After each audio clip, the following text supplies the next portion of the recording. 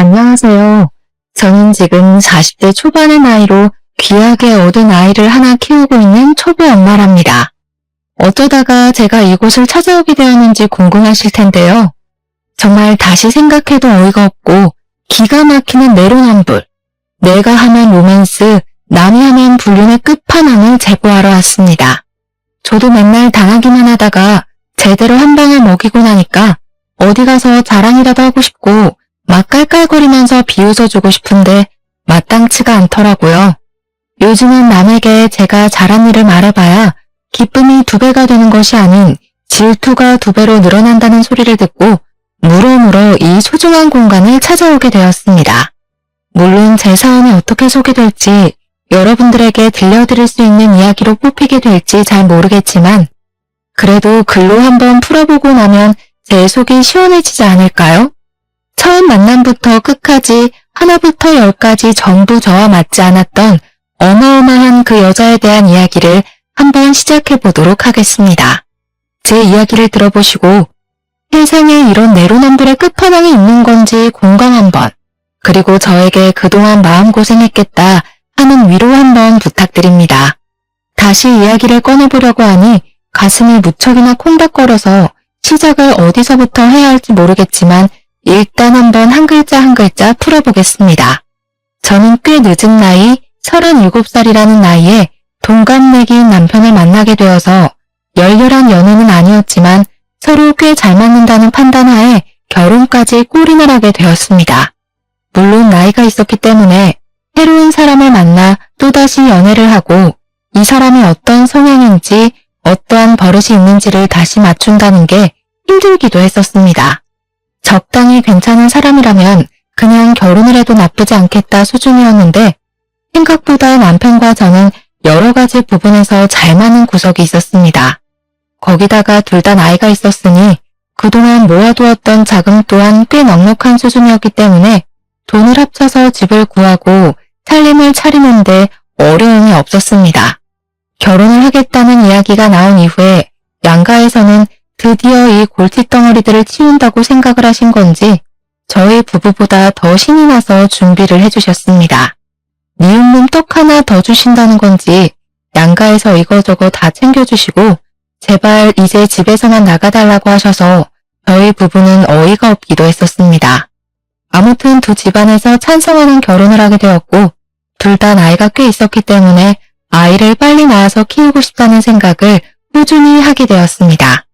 더 있다가는 노산이고 자연 임신이 더 힘들어질 것이라는 산부인과의 말에 따라 저희는 결혼 초부터 산부인과를 꾸준히 다니며 임신을 위한 준비를 하게 되었습니다. 물론 처음에는 너무나도 어렵고 은근히 부끄럽기까지 한 검사들의 속이 상한 적도 있었고 하고 싶지 않다는 생각을 하기도 했었습니다. 하지만 그때마다 남편이 빨리 우리를 닮은 아이들을 낳아서 북적북적하게 행복하게 살자며 저를 다독여주고 감싸 안아주었기에 더 힘내서 노력을 할 수 있었습니다. 만약 저 혼자만의 노력으로 이 모든 일을 해야 했다면 중간에 몇 번이고 포기를 하고 싶었던 적이 꽤 있었을 것 같습니다. 저희 부부가 임신을 위해 노력을 하고 있다는 것을 양가에서도 물론 잘 알고 있었기에 저에게 오히려 조심스러운 모습을 보여주시면서 제가 불편함을 느끼지 않도록 해주셨습니다. 의외로 깐깐하실 줄 알았던 시부모님께서는 저와 남편의 결혼을 좋아하셨고 저에게도 잘 지내보자는 말을 몇 번이나 건네시며 본인들을 어려워하지 말라고 하셨습니다. 시부모님께서는 제 눈치를 살피시면서 자기들은 시집살이나 구박 이런 거 전혀 하지 않을 거고 제사도 없다면서 좋은 시댁이 되겠다고 약속을 해주셨습니다. 대신에 저에게 지켜야 할 부분이 있다며 내년 있는 명절 2번만큼은 꼭 시댁에서 밥을 같이 차리고 같이 식사를 하자고 하셨습니다. 늘 그런 식으로 명절을 보내왔다고 하시는데 사실 1년에 2번 가서 밥 차리고 밥 먹고 하는 거라면 누가 못하겠어요. 당연히 저도 할 수 있다고 말을 했습니다. 무슨 일이 있어도 명절은 시댁에서 보내기로 하고 결혼을 하게 된 것이었는데 결혼 후 첫 명절에 왜 시부모님께서 같이 밥 먹는 것을 그리 어려워하시며 말을 했는지 알게 되었습니다.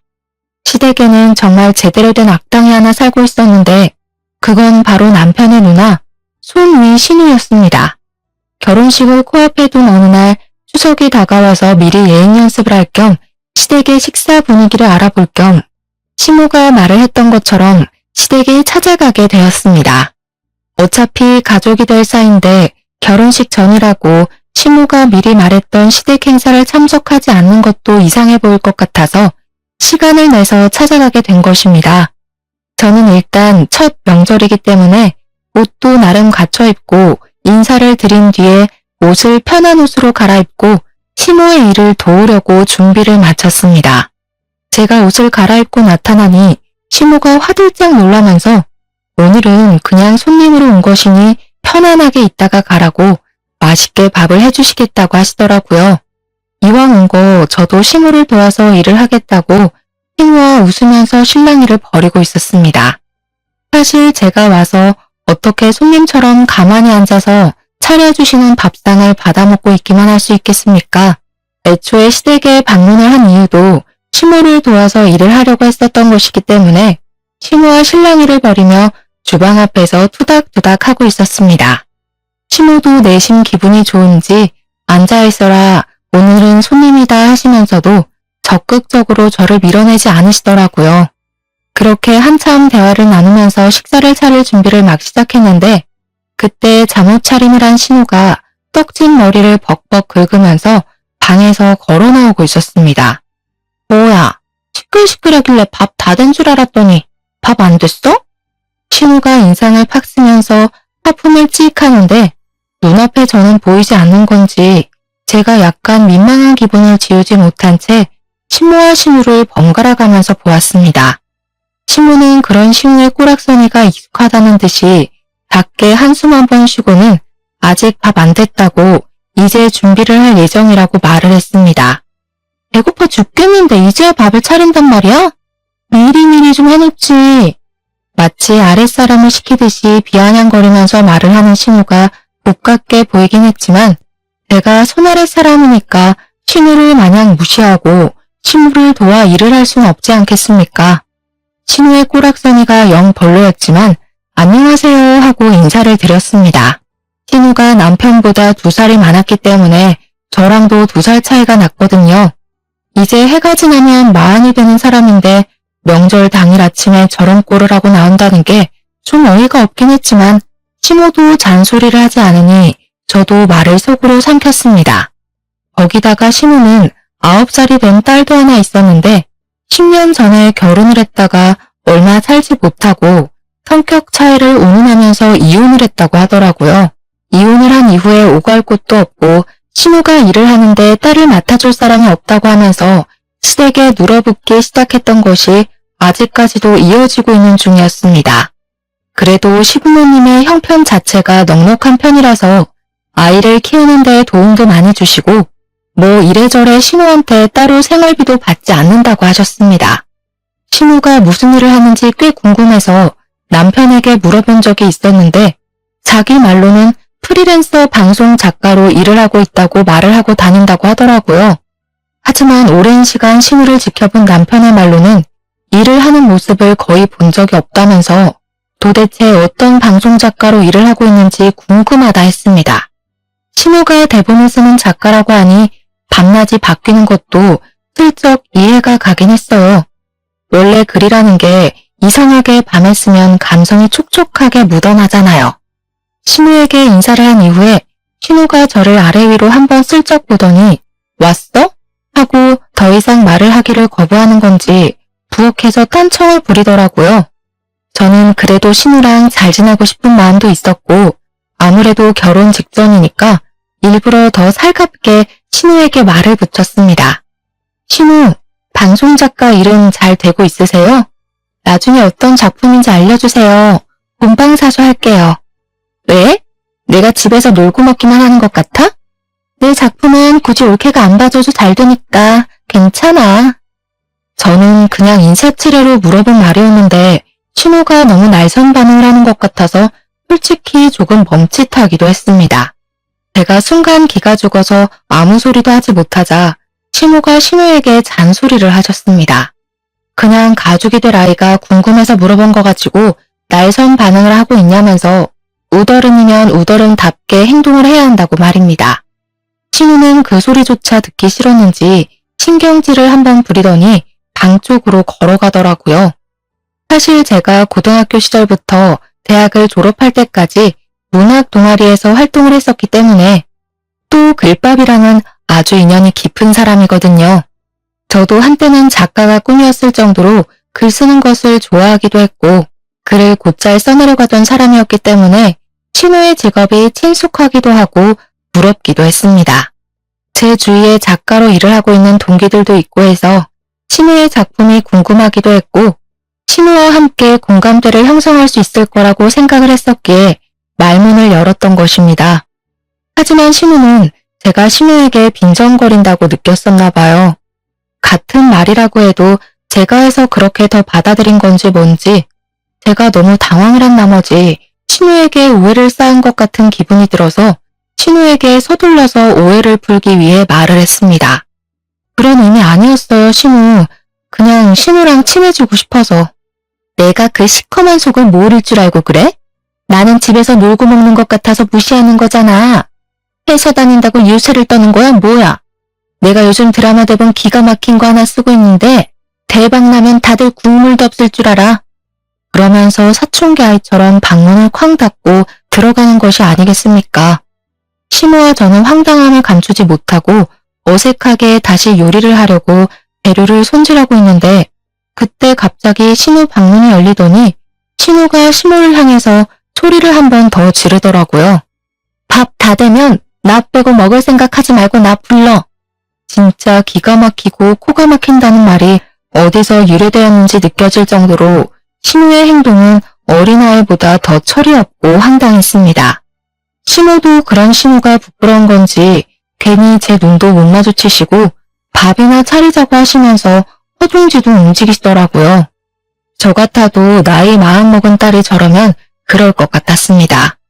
사춘기에 다다른 청소년기 학생도 아니고 나이 마흔이면 사실 이제는 갱년기에 더 가까워질 나이에 접어드는 건데 어찌 그리 생각이 없는지 말입니다. 천사 같은 신우 밑에서 저런 막장인 사람이 태어났다는 것도 신기할 따름이었습니다. 저는 뭐 일부러 못 들은 척 모르는 척 신우를 도와 상을 차렸습니다.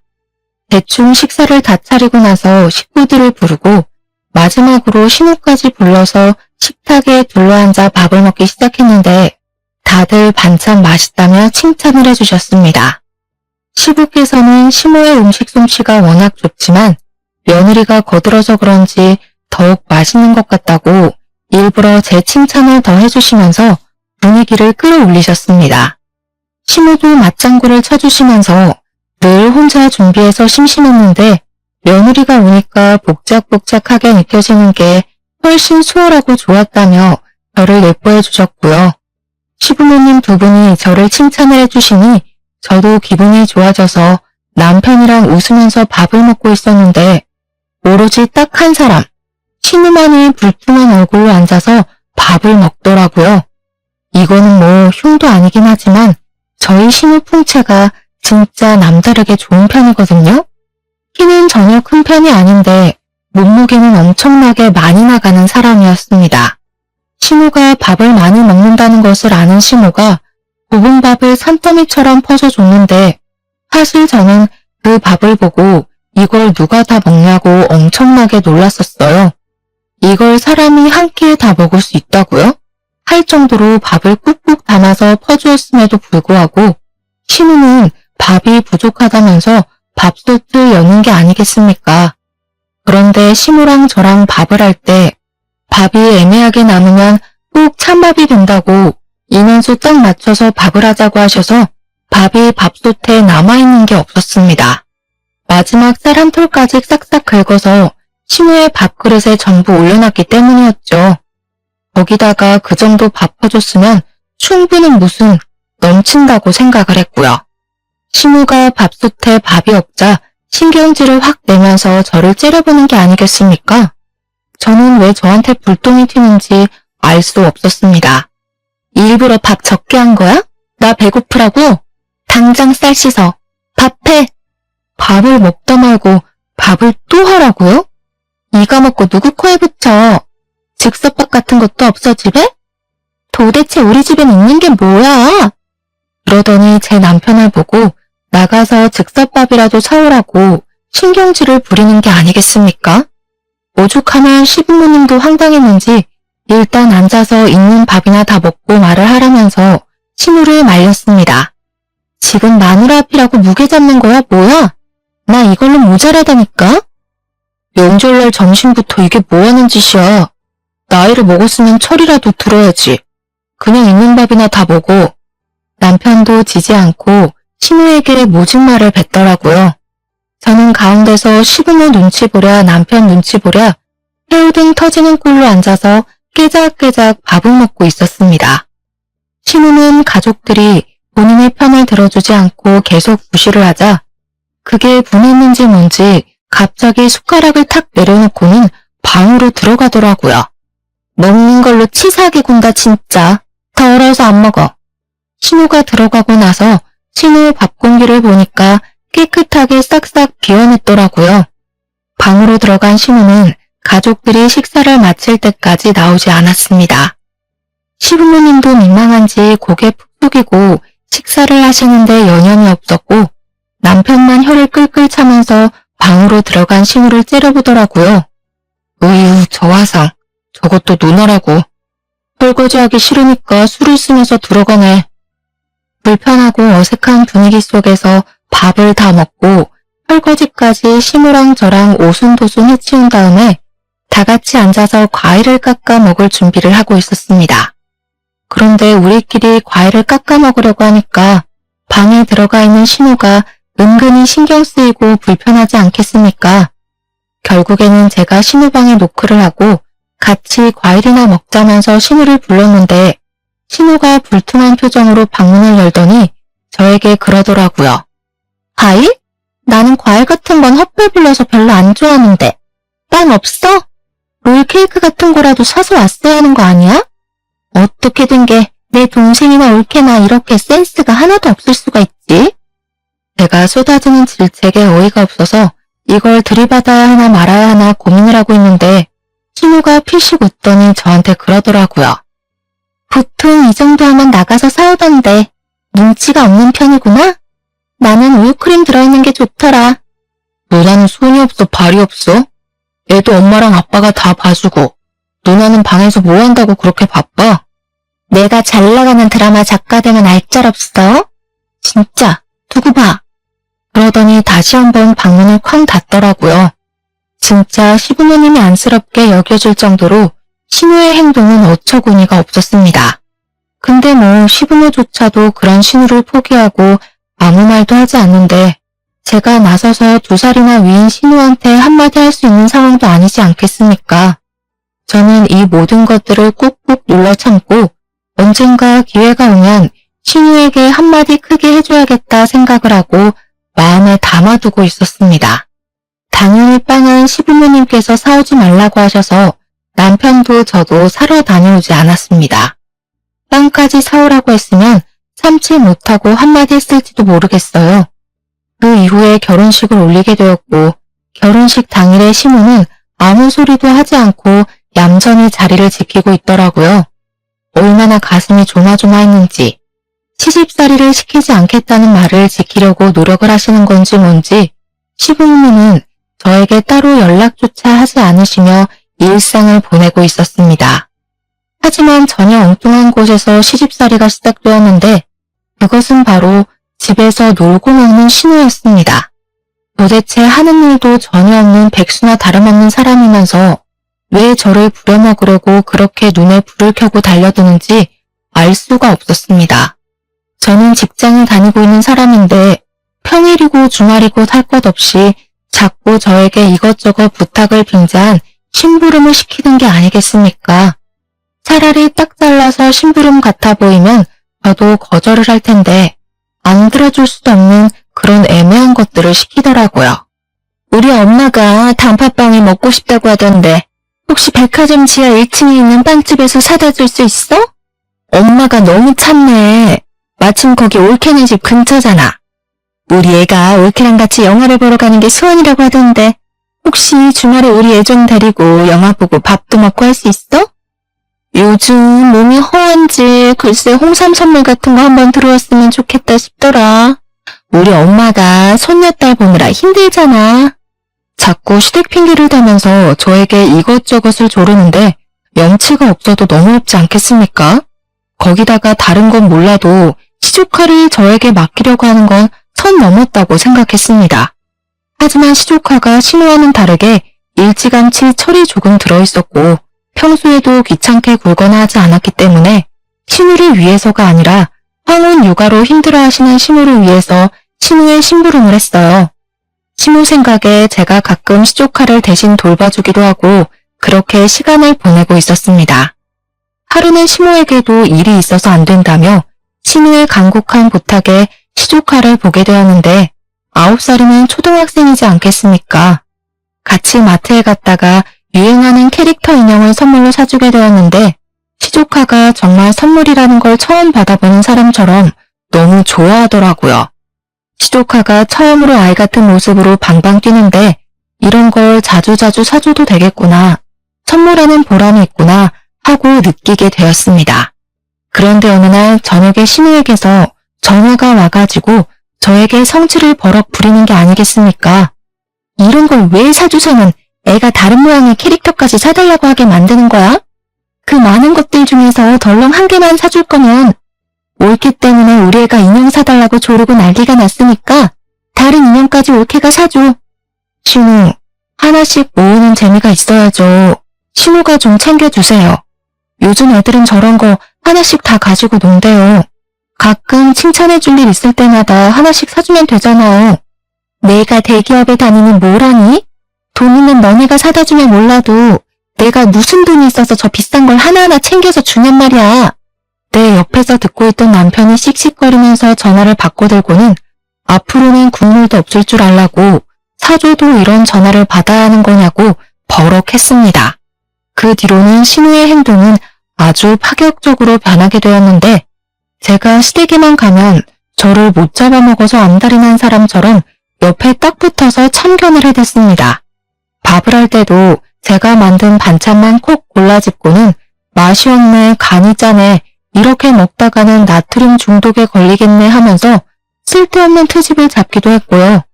남편이 결혼하고 운동을 열심히 해서 살이 조금 빠졌는데 제가 제대로 먹이질 않고 일만 시켜서 살이 빠진 것처럼 꾸며대며 이야기를 하더라고요.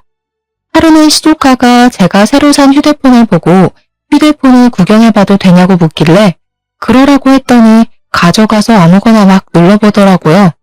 처음에는 별 신경을 쓰지 않았는데 제가 회사 일 때문에 메신저 앱에 비밀번호를 걸어놓은 걸 그 비밀번호를 풀겠다고 아무 숫자나 막 눌러보는 겁니다. 박은 엄마, 왜 비밀번호가 걸려있어? 이거 풀어주면 안 돼요?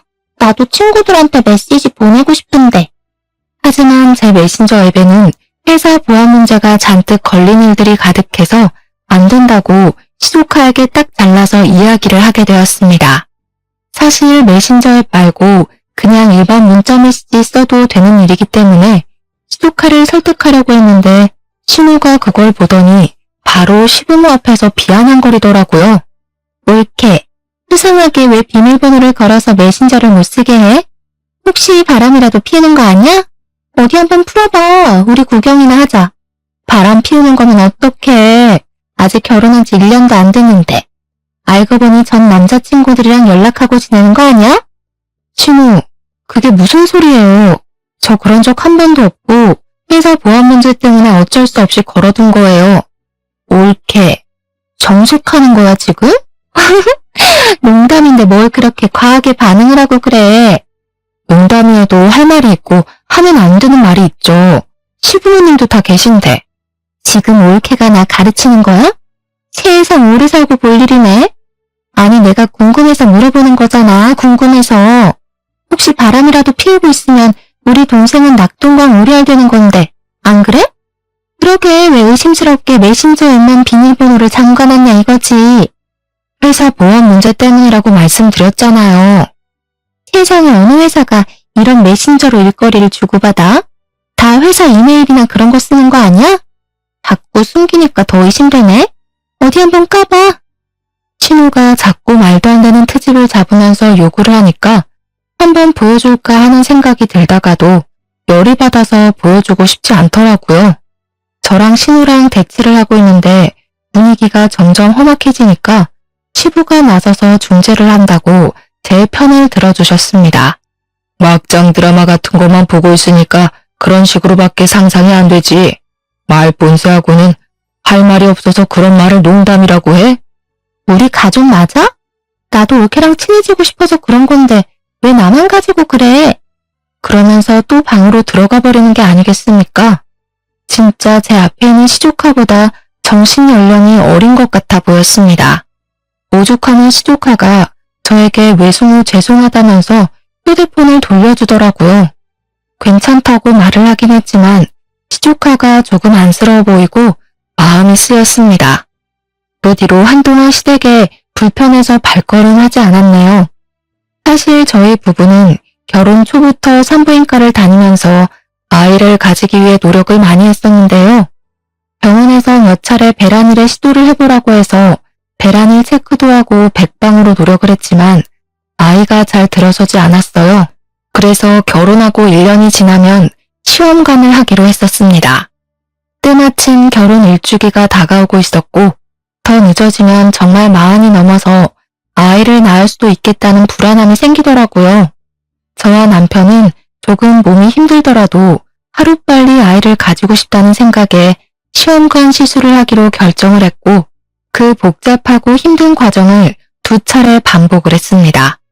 첫 술에 배부를 수 없다는 말처럼 처음에는 실패로 돌아갔기 때문에 2번째에는 영양제도 더 잘 챙겨 먹고 마음의 안정을 가지려 노력을 하면서 시도를 하게 됐습니다. 간절한 바람 때문이었는지 아니면 정말 때가 되어 찾아오게 된 것인지 시험관 2번째 시도 만에 뱃속에 우리의 소중한 결실이 자리 잡게 되었습니다.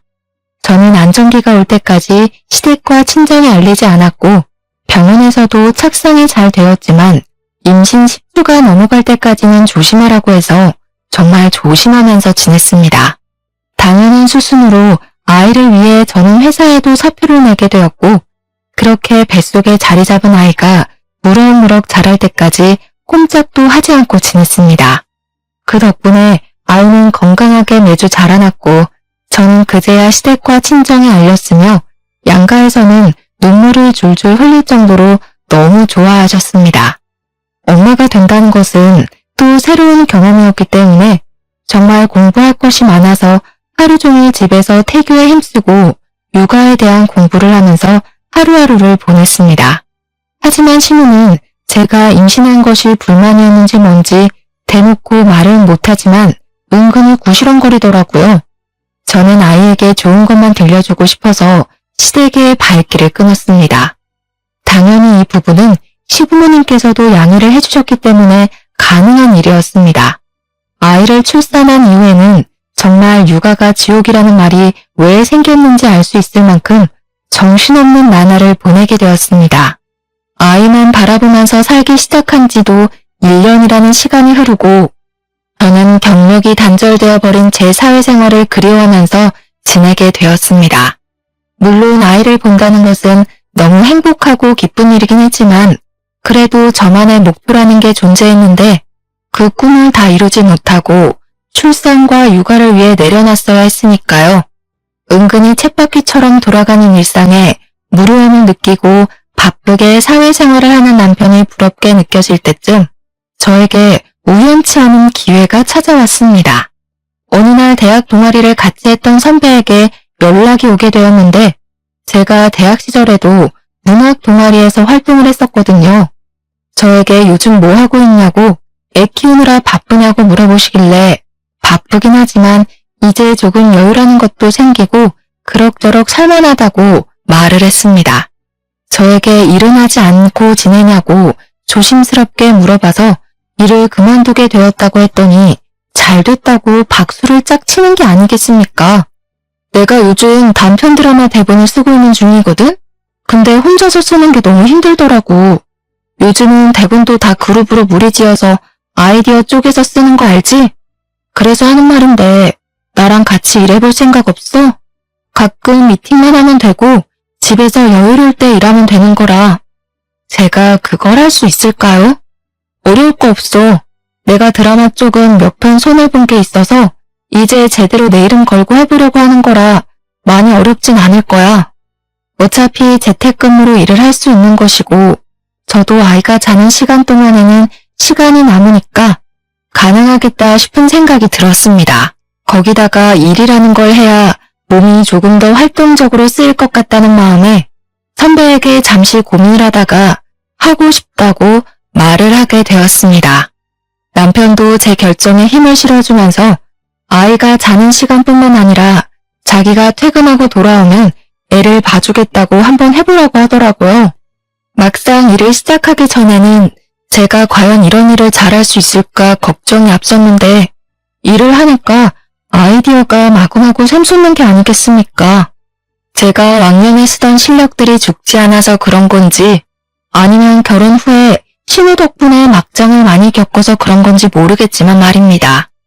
선배가 쓰는 드라마 대본에 찰지게 대사를 팍팍 붙여 넣어가며 막장을 더 막장처럼 만들었더니 선배가 진짜 이런 생각은 어떻게 하는 거냐고 존경하더라고요.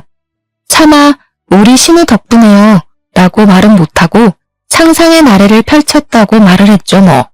맨날 집에서 애만 보고 있다가 갑자기 일을 시작하니까 너무너무 재미있고 저 혼자만의 시간을 가질 수 있어서 행복하기까지 했습니다. 제가 즐거워하는 걸 보고 남편도 시댁에 가서 이야기를 했고 시부모님께서도 너무 잘 됐다고 응원을 해주셨는데 신우가 갑자기 버럭했다는 겁니다. 글 쓰는 게 애들 장난처럼 쉬운 줄 아나? 뭐 그렇게 쉽게 한다고 난리들인지. 이러니까 작가들이 다 욕먹는 거야. 퀄리티가 별로라고. 신우는 아마 제가 신우랑 같은 직종으로 일을 하게 된 것에 대한 질투심 혹은 자격지심 같은 게 있는 것 같아 보였습니다. 아무튼 제가 도운 선배의 대본이 대형 방송사랑 계약을 하게 되면서 선배가 신인 작가로 이름을 알리게 된 아주 좋은 기회가 되었습니다.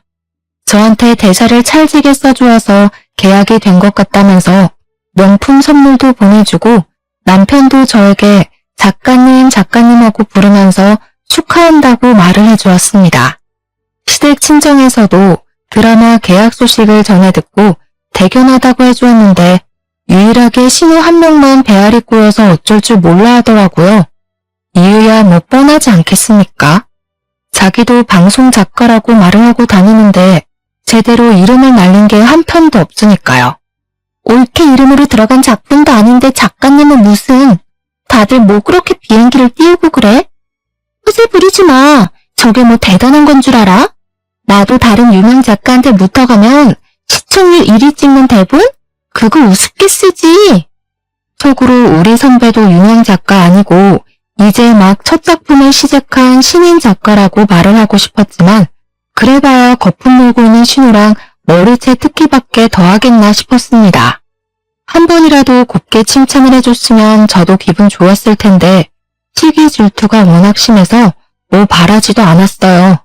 그렇게 1년 반이라는 시간이 더 지나고 드라마 첫 화가 반영되는 날을 기념해서 시댁에 다 같이 앉아서 TV를 보기로 했습니다. 솔직히 저는 그냥 대사만 거들었던 드라마였지만 시부 신우가 너무너무 재미있다면서 엄청나게 집중을 해서 드라마를 시청해 주시더라고요. 그런데 첫 화에서 남자 주인공이 불륜을 피우는 장면이 나오는데 그걸 보더니 신우가 콧방귀를 끼면서 시비를 걸고 넘어지는 게 아니겠습니까? 옳게 진짜 바람 피우는 거 아니야? 대본을 어떻게 저렇게 쓸 수 있지? 하루 이틀 해본 솜씨가 아닌 것 같은데? 그러면서 제 남편을 보면서 이렇게 이야기를 하더라고요. 동생아, 이 누나 말 잘 들어. 저런 경험이 없으면 대본도 쓸 수가 없는 거야. 예전에 올케가 휴대폰에 메신저도 숨기고 하던 거 기억하지? 올케가 남자 만나고 그러고 다니는 거 아니야? 우리 동생 진짜 조심해야겠다. 그러면서 제 불륜을 다시 한번 의심하는 게 아니겠습니까? 속에서 뜨끈뜨끈한 얼굴이 막 올라오더라고요. 시댁 식구들 다 집중해서 드라마를 보고 좋은 분위기를 형성하고 있었는데 찬물을 끼얹어도 어떻게 이렇게 완벽한 타이밍에 확 던지는 건지 저도 참지 못하고 신우에게 결국 한 방을 던지기로 결심하고 입을 뗐습니다. 아, 작가의 경험이 대본에 녹아드는 거라고 하셨죠? 그럼 형님도 지금 쓰시고 있는 대본 다 형님 경험이신 거예요? 신우 얼굴이 순식간에 새하얗게 질리는 게 아니겠습니까? 사실 지난 명절에 신우가 시켜서 시댁 구석구석 청소기를 돌리고 신우 방에도 청소기를 돌려주겠다고 들어간 적이 있었습니다. 그때 우연치 않게 켜져 있는 노트북을 발견했고 대본이 쭉쭉 써져 있는 걸 봤는데 저장을 해두지 않았더라고요. 혹시 제가 청소하다가 건드리기라도 할까봐 저장 버튼을 눌러주었습니다. 그러다가 정말 의도치 않게 신우가 쓴 대본을 몇 줄 읽게 되었는데 내용이 정말 저급한 산류소설이 따로 없다 싶을 정도로 구렸습니다.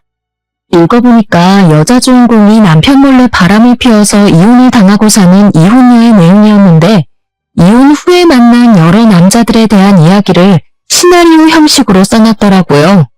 이 내용만 봐도 어떤 건지 딱 감이 오지 않겠습니까? 바로 신우가 일기처럼 본인 경험에 대해 줄줄 늘어놓은 것이구나 하는 생각이 들었습니다. 그래서 저는 드라마가 끝나기 무섭게 TV를 끄고 시부모님이 듣고 계신 자리에서 당당하게 다 말을 했습니다. 신우, 저 정말 궁금해서 그러는데 혹시 바람 피워서 이혼당하신 거예요? 예, 아니야. 그 썩을 사위놈이 바람이 피워서 이혼한 거야. 세상에 어떻게 지초를 두고 바람을 피우는 짓을 할 수가 있는지. 엥? 어머님, 잘못 알고 계신 것 같아요. 형님이 좀 전에 그랬잖아요. 작가는 경험에서 어우러진 내용을 쓴다고요. 제가 저번에 본 형님 대본에는 주인공이 딴 남자랑 바람 피워서 이혼당한 싱글맘에 대한 내용이던데요. 아, 그리고 제가 정말 몰라서 물어보는 거예요. 거기에 호프집에서 만난 키가 185cm인 남자에 대해 써져 있던데 신우가 혹시 이번 주에 외박하지 않았어요? 신우가 진짜 엄청나게 당황하더니 저에게 정신나간 년이라고 말을 하면서 악담을 퍼붓는 거냐고 절대 아니라고 시부모님 앞에서 고래고래 소리를 지르더라고요. 저는 일부러 신우 열받으라고 비아냥거리면서 이야기를 했습니다. 아, 아니면 말고요. 저도 농담이에요. 뭘 그렇게 발끈까지 하세요? 그냥 형님도 작가시니까 본인 경험이 대본에 적혀있진 않을까 확인차 물어본 건데 그렇게 화를 내시니 더 의심스럽네요? 제가 일부러 억지 웃음을 지으면서 말을 하는데 남편이 그 분위기에서 아주 조용히 입을 열었습니다. 사실 누나가 바람 피운 거 맞잖아. 엄마 아빠, 사실은 누나가 바람 피워서 이혼당한 거 맞아. 내가 몇 년 전에 누나 이름으로 온 이혼소송장 읽어봐서 알아. 누나가 잘못해서 이혼당한 거야. 그 순간 분위기가 싸해지더니 시모가 갑자기 머리를 부여잡고 목소리를 내시면서 주저앉으시고 시부는 신우한테 그게 사실이냐고 추궁을 시작하셨습니다. 신우가 처음에는 허옇게 질려서 아무 말도 못하더니 다 들켰다는 생각이 들었는지 조금은 뻔뻔할 정도로 순순히 맞는다고 대답을 했습니다.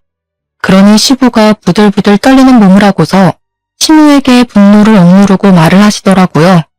너 여태 거짓말한 거야? 어떻게 부모를 속여? 왜 애꿎은 사위 욕을 하게 만들어? 넌 네 딸 보기 부끄럽지도 않냐? 철이 없어도 어쩜 이렇게 철이 안 들어? 언제까지 부모가 네 그늘막이 되어줄 것 같냐? 너 안 되겠다. 이게 진짜 오냐오냐 해주니까 당장 이 집에서 나가. 네 딸 데리고 나가서 스스로 돈 벌어서 살아.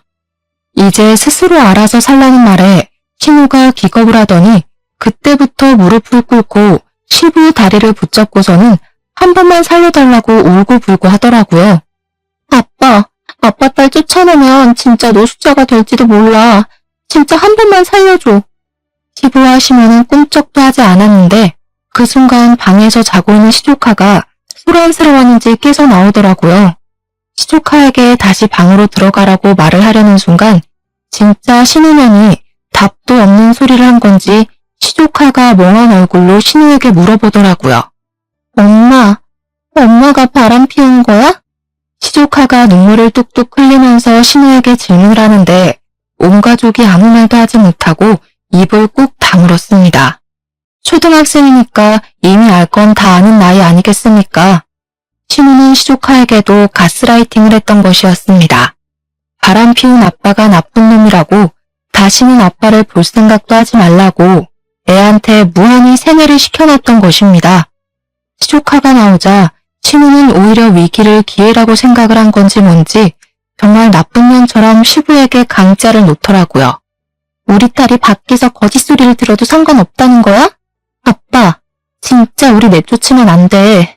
아빠가 안 도와주면 우리 딸 밥도 제대로 못 챙겨 먹일 거고 헤옷도 못 사주고 할 텐데 그럼 친구들 사이에서 당연히 왕따를 당하지 않겠어?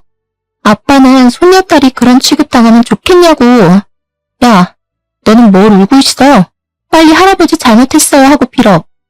신우가 시조카의 팔을 흔들자 시부가 더 열이 받은 건지 갑자기 손을 들어 올려 신우의 귀싸대기를 날려버렸습니다. 넌 너의 잘못과 거짓말로 자식이 지 친아버지도 못 보고 사는데 뭐가 어쩌고 어째? 나한테 빌어? 인연이 정신 못 차렸지? 그러더니 풍채 좋은 신우를 붙잡고는 주방 가위를 들고 와서 제대로 감지도 않은 신우의 치렁치렁한 긴 머리를 확 잘라버리는 것이 아니겠습니까?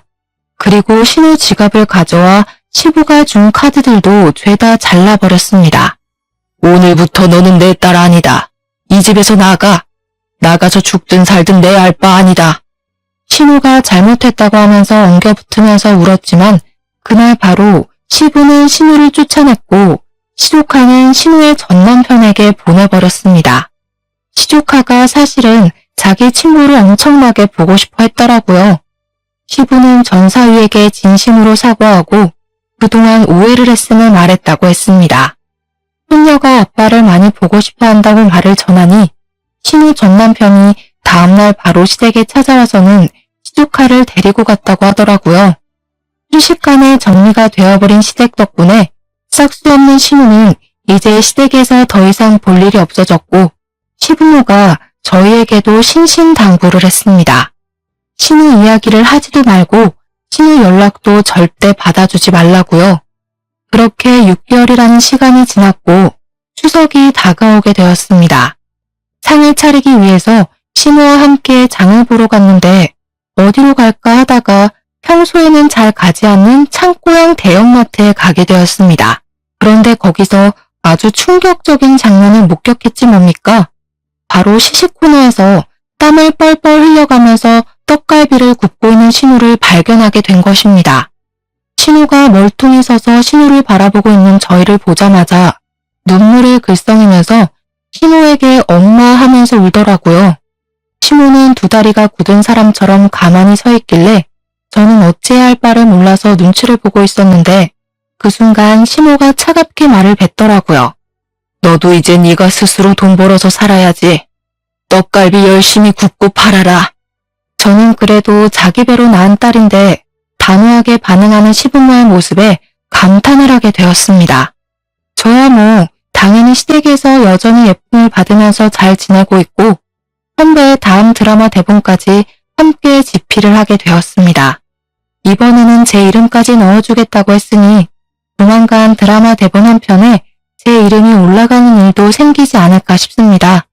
어쨌든 간에 스스로 나락에 가게 된 우리 신우가 문득 떠오르는 밤이라 일하다 말고 이렇게 찾아와 사연을 남기고 갑니다. 이래서 사람이 착하게 사는 게 중요하다고 하나 봐요. 여러분들도 남에게 상처 주는 말은 멈추시고 나 자신을 사랑하며 살길 바라겠습니다. 감사합니다.